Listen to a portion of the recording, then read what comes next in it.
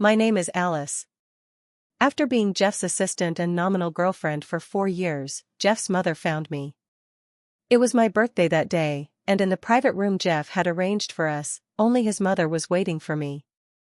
I said, "Hello, Auntie." "Where's Jeff?" Auntie said, "Jeff went to pick up Grace. I thought I would come over to meet you first." Hearing the name Grace truly made my heart tremble. Auntie continued, "I don't want you two to have unresolved issues when they get engaged.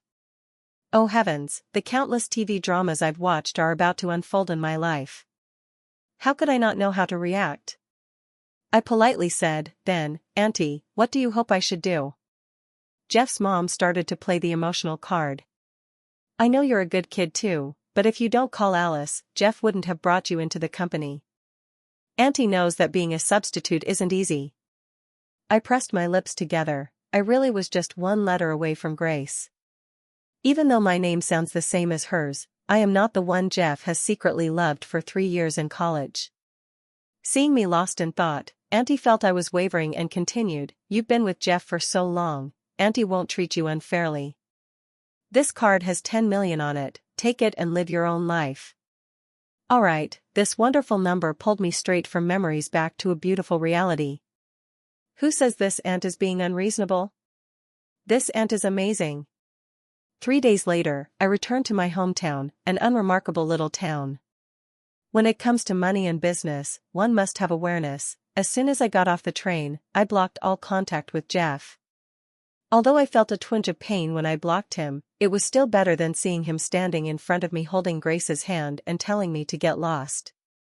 When I was 8, my parents divorced and each formed new families, having new children. I continued to live in the town with my grandmother.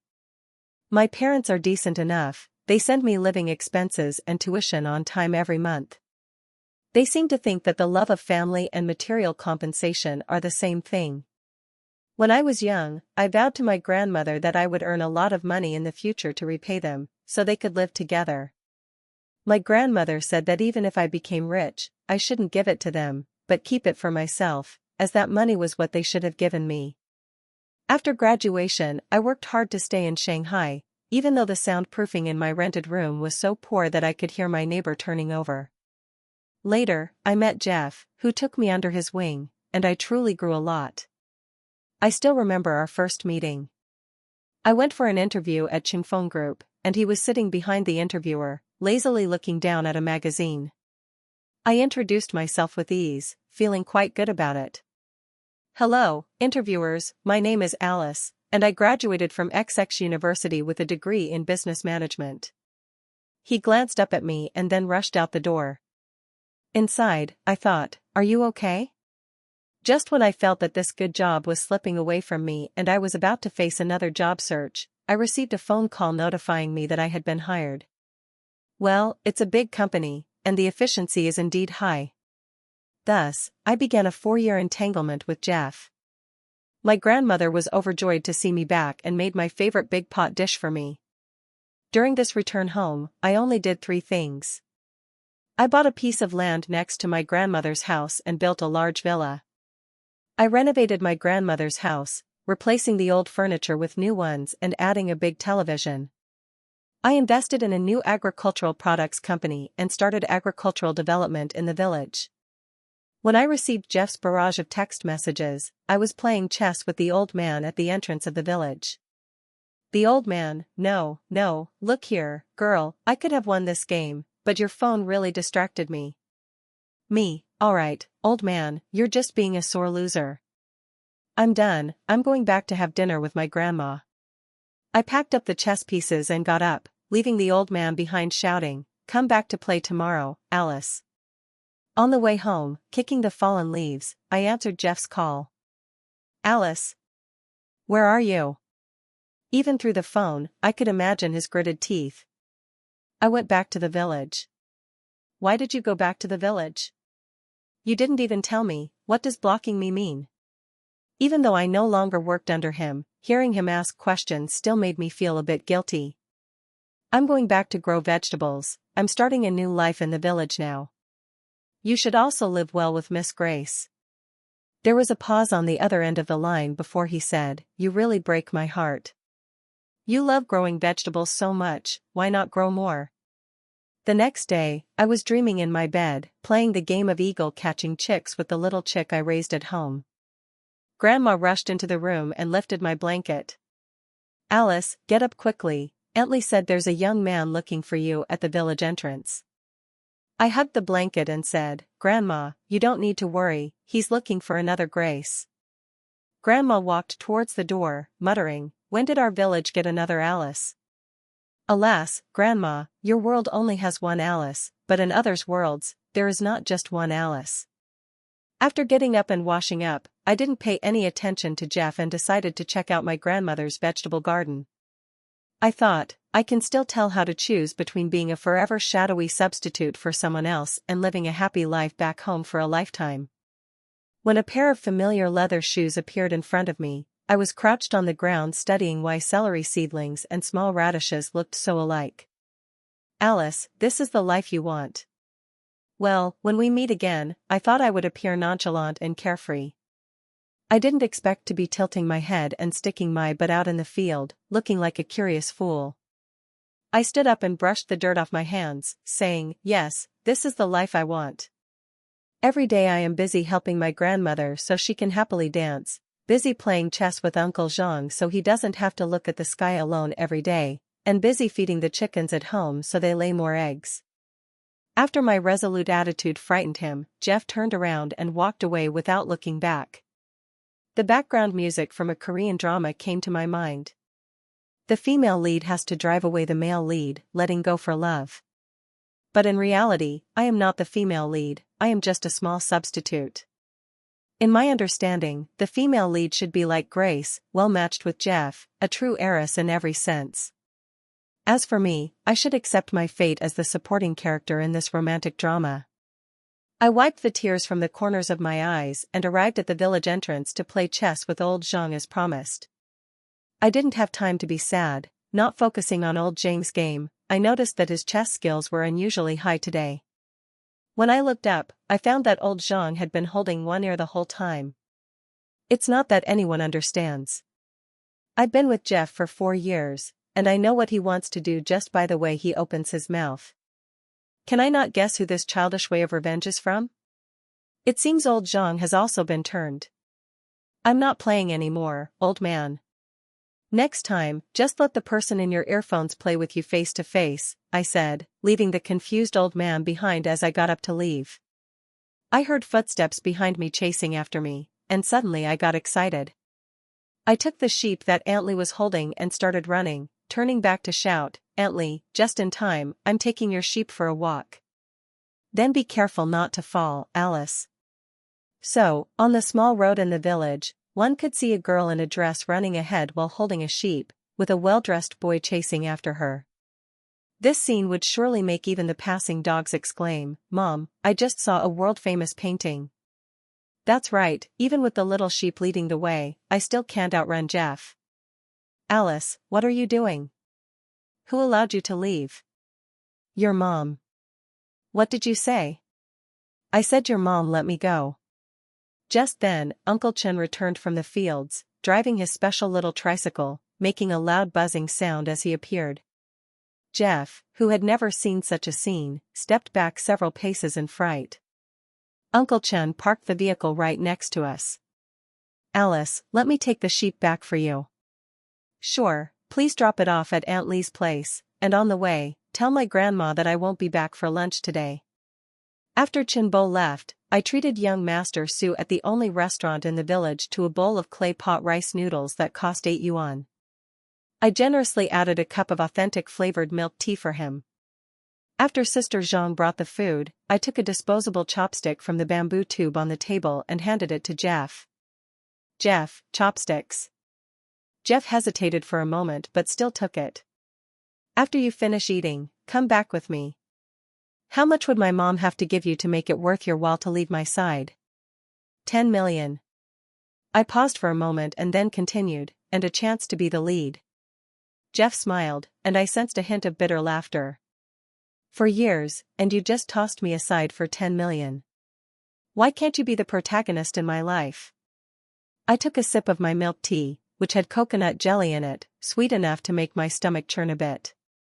Jeff, I'm 28 years old.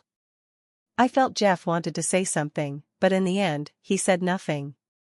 From the moment I met him at 23 until now, I can't always live in someone else's spotlight. For people like them, 28 is the age to strategize in the bustling world of business.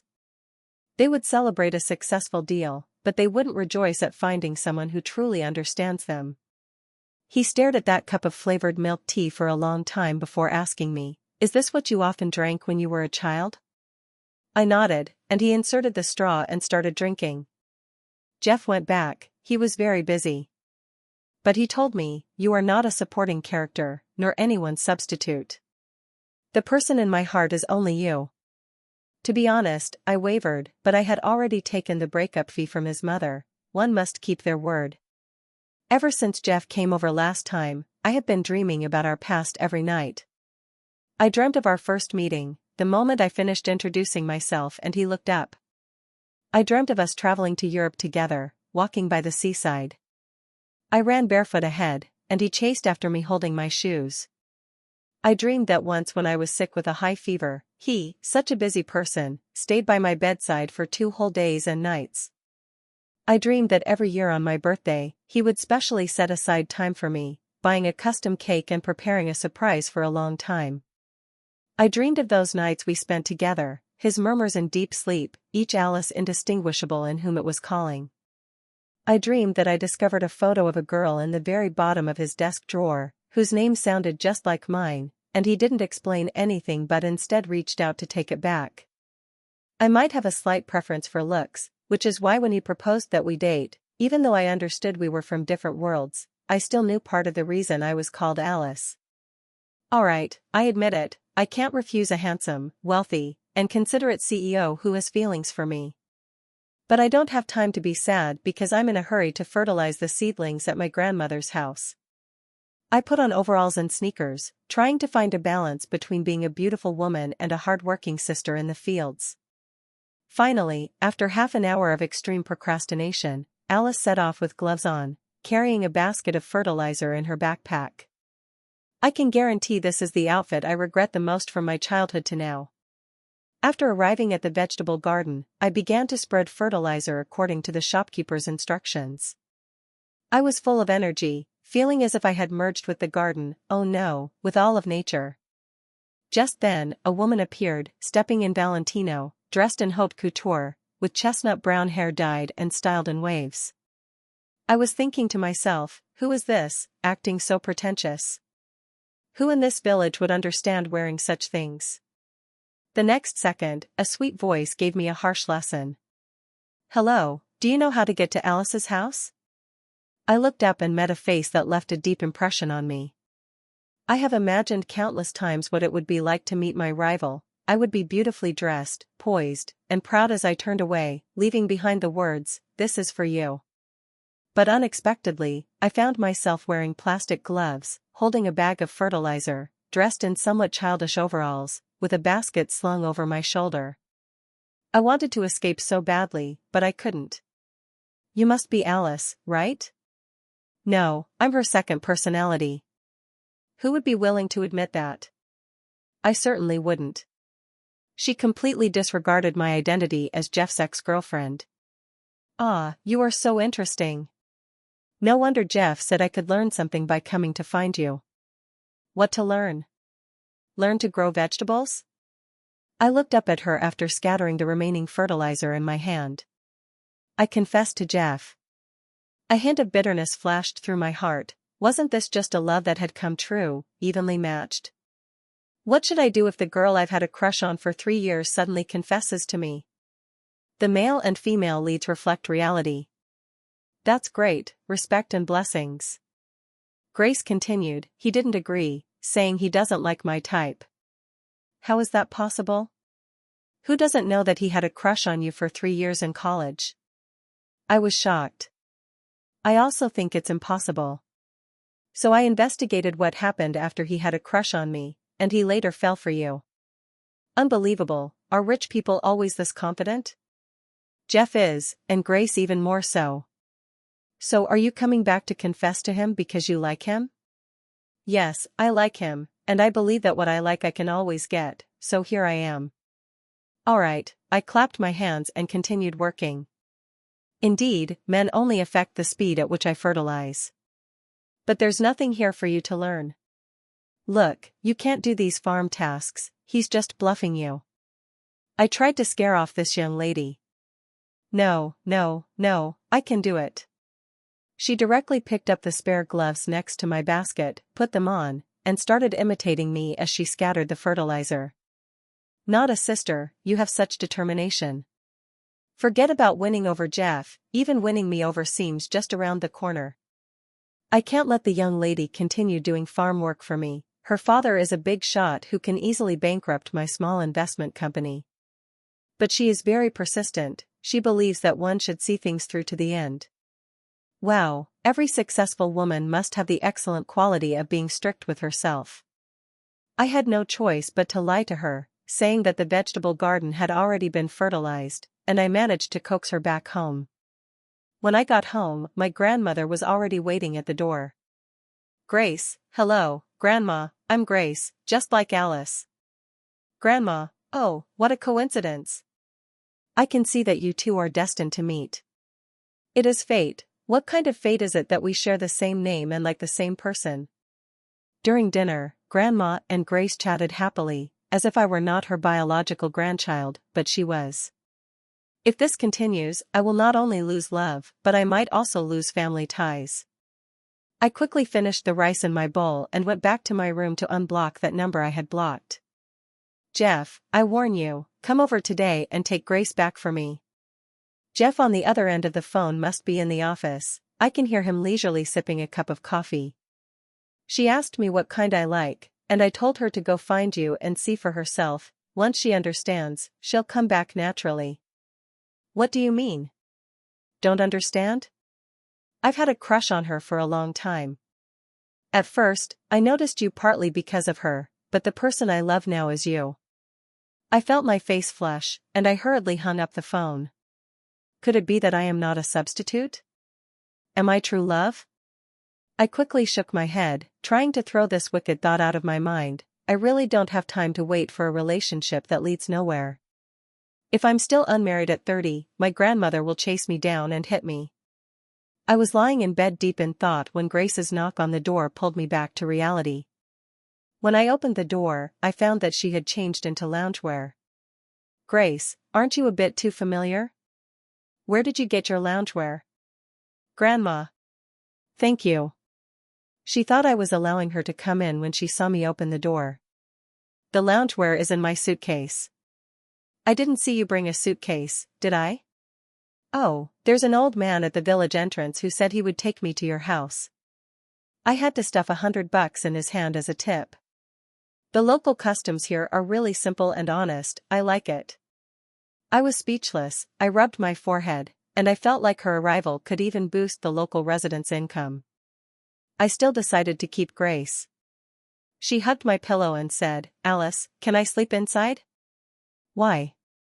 I asked with some dissatisfaction. I looked at the charging spot on the wall where I was charging my device, and I thought it was too much. I had already given her half of my bed, why did she still have to occupy my charging spot? She seemed a bit awkward. I can't sleep outside, I don't feel safe. So, on my small bed, we lay tightly next to each other. Alice, when did you start liking Jeff? I really hadn't noticed when I started liking Jeff, when was it? I wanted to tease her, so I deliberately said, He went to Paris and brought me back a watch I've liked for a long time, gave me a globally limited haute couture dress, and bought me a ruby necklace that I had looked at a bit too long when we went to the jewelry exhibition. Grace suddenly sat up, looking at me seriously and said, Have you ever heard him say that when he was pursuing me, during the month I was studying abroad, he would airlift breakfast from my favorite place every day, send me flowers every week, and he always paid for the gatherings I organized? I had never heard Jeff mention this, and I was taken aback, asking, Why didn't you agree at that time? Grace smiled happily because she had won this competition between rivals, something I had never known. She lay down, tucked herself in, and turned to look at me. Alice, people like us who are willing to spend money on you are looking for a mutual benefit. The true sign of liking someone is being willing to spend time for them. Grace fell asleep after speaking. Who understands? She really looked like a great romantic. Instead, I couldn't sleep. I tossed and turned in bed, my mind repeating the phrase, the true sign of liking someone is being willing to spend time for them. I didn't sleep well all night, while Grace had already gotten up early to wash up. When I got up, she was already in the chicken coop collecting eggs with Grandma. I said, Grace, are you kidding me? Grace, I want to understand what Jeff likes about you, starting with your daily life. So, for an entire day, this young lady experienced everything I usually do. In the afternoon, we moved 2 lounge chairs to the small terrace on the rooftop and lay down, one on the left and one on the right. I suddenly understand why Jeff had a crush on you before. Grace, while eating the fruits her grandmother picked from the orchard, asked, why? Because you really do seem quite suitable for him, family background, looks, personality, and because you are very cheerful. Grace, what about you? Is a relationship between 2 twisted people likely to fall apart? Me, the most important thing is that his mother likes you. The word compatible is even more important for people like you too. Grace, yeah, that's why I like him, because we match well. I smiled, took a bite of the fruit, and it was particularly sour. Grace handed me a piece of paper to wipe my hands and asked, what about you? Why did you take the breakup fee from Jeff's mother? Do you really not like him at all? I don't like it anymore. Jeff suddenly rushed out from the staircase behind us and stood in front of me. I saw that his eyes were red. But I still pretended to question him with righteous indignation. Why were you eavesdropping? 4 years? You can say you don't like it so quickly? Why were you eavesdropping? I ask you, is what you said about not liking it true? If it weren't true, why would I accept the breakup fee your mother gave me? All right, Alice, you have guts. He passed by Grace, his voice softened as he said to her, go home. I feel an indescribable sadness in my heart. My nails dug into my flesh, yet I didn't let myself show even a hint of concern. Grace left with Jeff, and everything returned to calm. I still helped my grandmother with planting vegetables, fertilizing, and collecting eggs as usual. I packed the eggs into the egg container and broke 2. I pulled out 5 radishes, only to find that I had dropped 2 on the way home. Distracted, I simply opened my social media feed. I haven't scrolled through my social media feed in a long time. Many people in my feed have intricate connections, making it hard not to see someone's shadow. As I was scrolling, I saw a post that my former close colleague Lisa got engaged. I opened the picture and saw 2 familiar people in the background. Jeff was handing Grace a cake, and anyone who saw this scene would say they are a perfect match. I closed the screen and buried my head under the blanket, trying to numb myself with sleep when my phone suddenly rang. The caller was Lisa. Alice, I'm engaged. I just saw it. Congratulations, Lisa, you and John have finally made it official. Yeah, I used to think that you and Jeff, and John, and I could go on a honeymoon together. Are you really not getting back together? Probably not. No matter who you marry, you have to be my bridesmaid when I get married, right? Of course, I know you didn't invite me to your engagement because you have an important role for me. Yes, I was thinking that for the engagement, I would invite a group in advance, and for the wedding, I would invite another group. Good idea. I approved. Lisa was silent for a long time on the other end of the phone, hesitating to speak.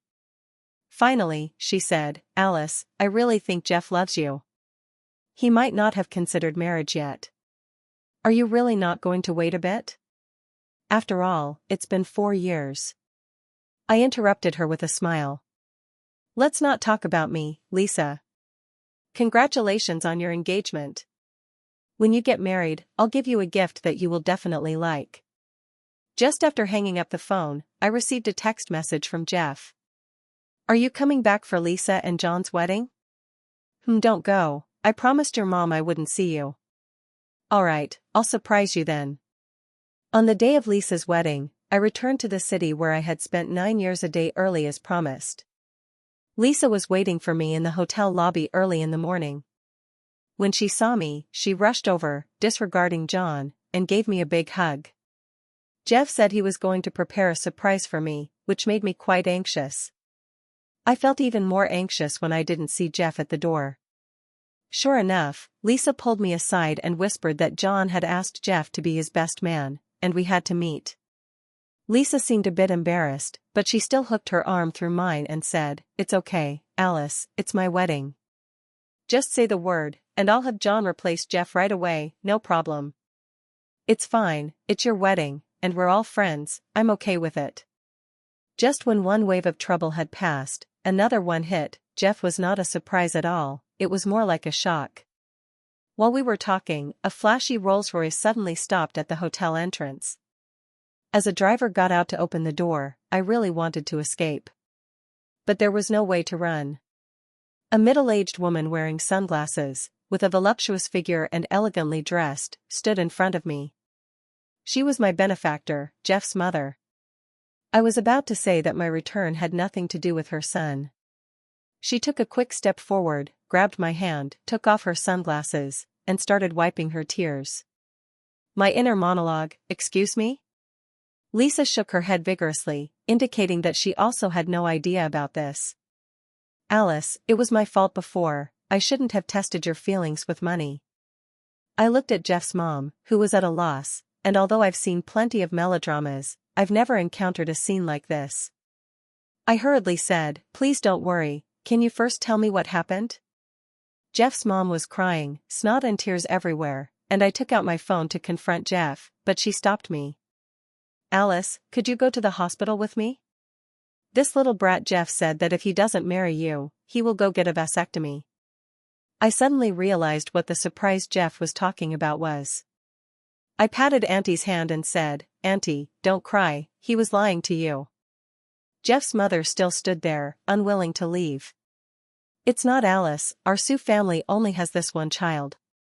You should go with Auntie to take a look, she definitely realizes her mistake now and will fully support you being together in the future." I still went to the hospital with Jeff's mother. Sure enough, Jeff was leisurely sitting on a bench in the hospital courtyard, sipping Starbucks that his assistant had bought. I turned to Jeff's mother and said, "Auntie, you see, he wasn't lying to you." Only then did his mother relax upon seeing this scene. Then I walked up to Jeff and asked him, "Can we talk for a moment?" Jeff nodded and stood up, and we walked to a secluded spot. He happily said to me, "Don't worry, my mom will definitely not make things difficult for you anymore." I looked at him sternly and said, "Jeff, enough is enough. Stop clinging to me, I no longer like you." His face turned pale all of a sudden. "Alice, why can't you see my efforts? Is your heart cold?" Jeff almost shouted this sentence. I could feel that he was really angry this time, and I was so scared that I took a step back. He had never lost his temper at me like this before. "Why? Why is it okay for you to not like me after 4 years just because you say so? Why?" He noticed my fear and calmed down to ask me, "Do you remember the first year we were together, when we went to your friend's party at Meeting UK TV?" Jeff thought for a moment and said he remembered. "I went to the bathroom halfway through, and when I came back, I heard your friend ask if you were with me because of Grace. You nodded and smiled, saying, 'Yes, he knows about this,' and I heard it." Jeff wanted to say something but was stopped by what I said next. I am also very selfish. At that time, we were just in the heat of our romance. I thought for a long time that I might just be a substitute, but you were so wonderful, appearing when I was most confused, guiding me forward and giving me such a great romantic experience. I really didn't want to shatter that. The more I spoke, the more wronged I felt, and in the end, I completely broke down, my voice tinged with a hint of tears. Jeff had been listening calmly, but upon hearing my voice crack, he quickly said, "I'm sorry, but I think I can really explain." I held back my tears with all my might, thinking that since we were going to lay everything bare, it might just be our last meeting. I still want my last meeting to not be with me as a tear-streaked mess in Jeff's mind. I said, I still have quite a few questions, so let's just lay everything out today and part ways amicably. Jeff suddenly seemed unhurried. He directly sat down on the chair next to me.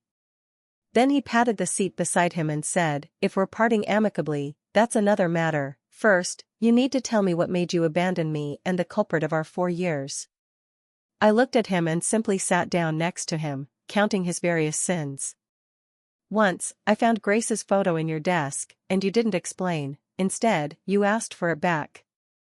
Another time, when we were on a business trip together and having dinner with a client, I heard you say that I was far worse than Grace. And then, on our 3rd anniversary, you said you would spend my 5th birthday with me and propose, but all I got was your mother telling me that you went to pick up Grace. Jeff listened carefully to what I was saying, reflecting seriously. After I finished, I saw he was still thinking and reminded him, I've finished speaking. Jeff nodded and said, all right, then it's my turn to speak. After I finish, you can consider whether to bring out that air of indifference you've been holding on to and bid me farewell. I nodded, tacitly agreeing to his proposal. I'll start with the first one. During that KTV night, I only answered half of your question before you came back, and we never continued the conversation. I asked Jeff what that other half of the answer was. That was an opportunity that allowed me to meet you. Waves of emotion stirred within me, so I am not anyone's substitute.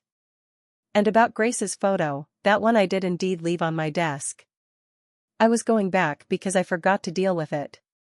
Since it's a photo, I think it's better to handle it with caution. He looked at me and said, I'm sorry, I didn't notice your emotions. It's completely my fault, but I truly didn't mean to take back the photos out of reluctance. I thought to myself, if he had just asked me directly for them back, I would have felt like I had solidified my role as the substitute female lead. Hearing this, I began to look forward to what he would say next. So I asked him, well, I can't have just imagined what you said to the client, right? He replied, huh? Why have you never mentioned that you heard it? Does that mean you think I don't like you? Me, wow, Jeff, I didn't expect my hearing to be quite good, did I? He looked regretful as he began to explain. That client, he's a fervent admirer of Grace. He said he wants to pursue you, but I meant that he likes Grace's family background, and you are quite different from Grace. All right, he was speaking the truth. I lowered my head and felt secretly sad for a second. But I don't care about your family background, you are more precious than that. All right, I'm no longer sad at all. But Jeff said nothing more. He stood up and said, okay, one last question, I'll tell you after attending John's wedding. The next day was Lisa's wedding. We got up early to help Lisa with her makeup and took some morning outfit photos together. We took photos at the hotel for a long time, and then John and the others came to pick her up. Sure enough, Jeff was the best man. The game for picking up the bride required the best man to throw rings onto a Coke bottle labeled with wedding shoes. Everyone cheered for Jeff to pull John from behind, allowing John's body to lean forward. John, bro, it's up to you now. I've been your workhorse for so many years, when are you going to step up? Jeff shot him a glance and directly lifted him up by the waist. Everyone present at that moment let out a gasp of astonishment, as if witnessing a rare spectacle that occurs once in a century. Scenes of handsome men and beautiful women are common, but two 185 centimeters tall handsome guys embracing each other is truly a rarity. I couldn't help but take out my phone to capture this moving moment. The moment I pressed the shutter, I saw Jeff looking at me through the phone. I watched Lisa and John's romantic confession and embrace, genuinely happy for them, completely unaware of the tears streaming from the corners of my eyes. Jeff might have noticed, as he stepped forward to shield me a bit with his body, pulling out a tissue from his suit pocket and discreetly handing it to me, signaling me to wipe my tears. I thanked him because I really didn't bring any tissues myself, and it would be quite embarrassing to wipe my tears in front of a crowd. When it came time for the bouquet toss, Lisa must have arranged it with the host in advance, as she directly handed the bouquet to me. Alice, no matter who you marry, I hope you can be happy. I wish you a happy marriage soon. It's not just a sisterly bond, it was really hard to hold back tears, so I cried again. This time, Jeff didn't sneak around, he directly rushed in front of me to block my tear-streaked face. This scene was witnessed by our familiar friend, and John, as the newcomer, was the first to exclaim, "Wow," prompting a chorus of cheers from the audience. "Happiness, happiness." My tears awkwardly retreated in an instant. The host was very clever, skillfully bringing the process back on track. After finishing the closing remarks, everyone began to return to their seats to eat. I had imagined marrying Jeff before, I had even played it out countless times in my mind. Even the casual remark he made while on a business trip to Tibet, "Next time it's your birthday, will you say yes if I propose?" was something he asked unexpectedly. At that time, I answered him that I might not say yes, but secretly in my heart, I had fantasized about that day many times. I wondered what that scene would be like and whether he would firmly choose me. Not a substitute, not an alternative, not a romantic partner, but someone who truly loves and cannot accept that the other person is not the one to spend a lifetime with. When leaving, Lisa had a bit to drink and was already tipsy. As she walked me to the door, she had her arm around my shoulder, while Jeff and John chatted behind us. She suddenly hugged me and said, "Don't go. After you leave, there's no one to slack off with in the break room, no one to take paid bathroom breaks with, and no one to complain about the boss with." I said, "Isn't it true that once you get married, you don't need to work anymore?" I covered Lisa's mouth, who was about to say more, and turned to see Jeff's reaction. John took a puff of his cigarette and asked Jeff, "Has Alice mentioned this to you?" Jeff replied, "Do I look like someone who knows?" I covered Lisa's mouth, who was struggling, and nervously said, No, I drank too much, definitely too much." After handing Lisa over to John, I was ready to take a taxi to the high-speed train station to go back to the village. Jeff said, "Come back later, you rarely get to come back, why not take a walk?" I said, "What for? If I don't go back now, I won't catch the bus to the village. Today my car is restricted, and if I wait any longer, I won't make it back to the village." "Jeff, I'll drive you." I gently pushed him away. "There's still one last question that hasn't been resolved, so don't try to get close." I returned to the village, where being by my grandmother's side gave me a sense of security. Drinking tea with her on the terrace, collecting eggs from her chickens so she could make me egg-fried rice, at that moment I felt incredibly real. Because I am Alice, my grandmother will always steadfastly choose me and recognize that she loves me. While inspecting my agricultural products company, I passed by the village entrance and had another round of chess with old Zhang. Once again, I came out on top and witnessed old Zhang's new tricks at cheating. Such human warmth fills my heart with abundance and fulfillment. Although some people can find a good balance between career and love, when I am uncertain, the scales in my heart are unbalanced. In short, before the other person has a firm choice of me, I always doubt whether such happiness will come to me. If I have it, can it last forever? 2 days after Lisa's wedding, I saw Jeff again. I had just woken up from bed, still in my pajamas, and when I looked at the time it was already 10 o'clock. I said, "Grandma, why didn't you wake me up? We agreed to go to the company today." As soon as I opened the door, I saw Jeff rolling up his sleeves, collecting eggs with Grandma next to the chicken coop. I rubbed my eyes again to make sure, and then I screamed, "What are you doing, Jeff?" Jeff continued to collect eggs without looking back, answering, "I'm helping Grandma collect eggs." "Grandma, you girl, you've been with Xiao Su for 4 years and you haven't even brought him back for me to see, making him come here himself and bringing so many things." We broke up." Grandma looked at Jeff, and Jeff shook his head wildly. Grandma decisively said, "All right, you two go out to eat today, sort out your young people's matters and come back, but you can't bully our Alice, understand?" Jeff nodded vigorously. Just like that, after I finished washing up and putting on some makeup, my grandmother and Jeff pushed me out the door. Jeff led me to his car, and as soon as we stepped outside, I felt that a woman's intuition told me this was all planned. "Where are we going?" Jeff turned his head to fasten my seatbelt and said, "You'll know when we get there." Perhaps it was because a soothing song was playing in his car, Or maybe it was the familiar feeling of him focusing on driving while I sat in the passenger seat, but I comfortably fell asleep.